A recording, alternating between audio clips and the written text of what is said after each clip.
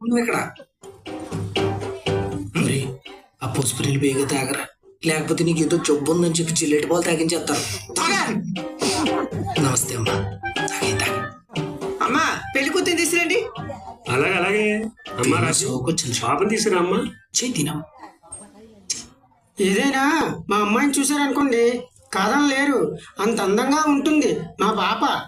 చూసారా మా అమ్మాయి ఎంత అందంగా ఉందో, బంగారు బొమ్మ. బంగారు బొమ్మ అన్నాడు, పావల సేమలకు అమ్మలా ఉంది.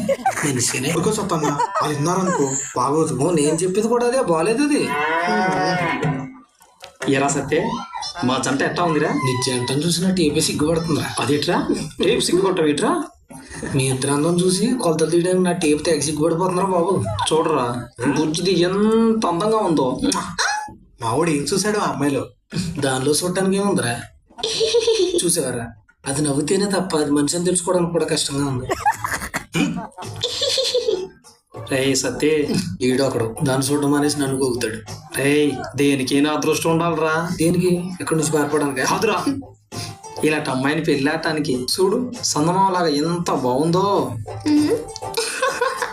రే గుండు పగల కొట్టే మాటలు మాట్లాడదు. బయటకు పొమ్మంటే పోతాను కానీ సందమామ సుక్క, పావలాక పొక్క ఇలాంటి పనికిమాల మాటలు మాట్లాడు. మరి వాళ్ళందరినీ చూసా వీడు వంక ఎంత జాలిగా చూస్తున్నారు. బలికి మేకనివ్వడానికి తీసుకొచ్చారని వీడికి అర్థం కావట్లేదు. వదిలేసత్తన్న ఇంతకు మా వాడికి అమ్మాయి నచ్చిందంట. నువ్వు వెళ్ళాడగరా, నువ్వు వెళ్ళాడుగు.